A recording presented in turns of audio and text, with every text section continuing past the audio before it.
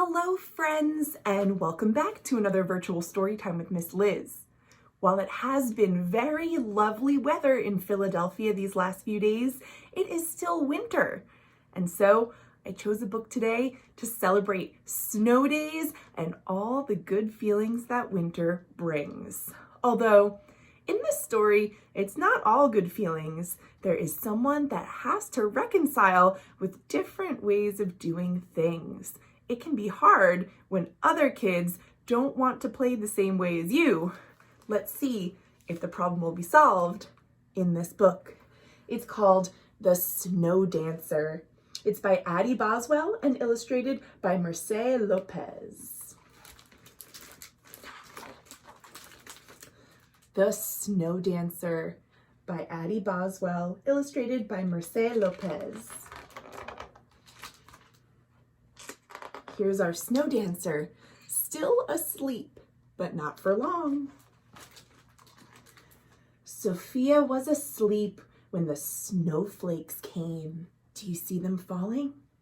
All through the night they fell, frosting the rooftops, fluffing the sidewalks, laying fuzzy hats on the fire hydrants. This looks like a really good snow. When she woke, Sophia flew to the window. "Snow day?" she asked. "Snow day," she said. "Snow day!" she cheered. Her voice hung in the still air. No buses squealed, no cars honked, no neighbors shouted. Her city and all its sounds had disappeared. Sophia bundled out of the sleeping house. She sniffed the cold air and tasted the sparkling snow. Oh, she fell down the hidden steps. Whoomph! Crunch, crunch, crunch, crunch. She hopscotched down the invisible sidewalk. Slish, slush, slish, slush. She skated across the frozen street. She slid to a stop at the top of the park. The sun shone like a giant spotlight. The soccer field gleamed like a giant stage. There wasn't a single set of footprints there yet. As you may have guessed, Sophia loves to dance, and she just found the perfect snowy stage. Here we go. Sophia leaped. Sophia twirled. She made patterns with her footprints. Crunch, crunch, crunch, crunch. She drew lines with her shuffles. Slish, slash. She danced a whole ballet in the silence until other children appeared at the top of the hill. Do you see them? "Look," whispered a little girl, "a snow fairy." But the other kids didn't hear. They saw the giant spotlight and the giant stage. They shouted, "Snow day!" And they ran skelter-melter down the hill. Boop, boop, boop, boop, boop, boop, boop, boop. Uh-oh. The peace and quiet that Sophia had been dancing in is about to be broken. "Stop," Sophia said. "Wait, listen." But the kids didn't stop. They were too busy running and jumping and laughing and yelling and pushing and falling, scattering all of Sophia's beautiful silence. Uh-oh. A little girl tugged on her scarf. "Are you a snow fairy?" "I'm not a fairy, I'm just a dancer," sniffled Sophia. "What does a snow dancer do?" Sophia thought for a moment. She stood up a little straighter and she said, "A snow dancer can do anything." She reached out her hand to her new young friend and said, "I'll show you." So it looks like, even though many of the other kids were not interested in hearing about Sophia's dancing, there was at least one of them who thought it was very cool indeed. The other kids stomped roads that crisscrossed the stage. Crunch, crunch, crunch, crunch. And Sophia and her new friend twirled through the blank spaces. The other kids cannonballed themselves into snowdrifts. Kaploosh, kasploosh.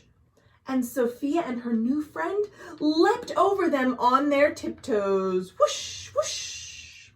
They skated and swirled and slid until a snowball landed, splat, right on Sophia's shoulder. The kids froze. A silence fell over the park. The snow dancer looked to her sidekick. They shared a secret smile, a secret snow dancer smile. Do you think Sophia will be upset about getting hit with a snowball, or will she feel something else? Let's find out. Snowball fight! Sophia shouted. Sploosh, sploosh, sploosh. Skitter, wish, slap, woof.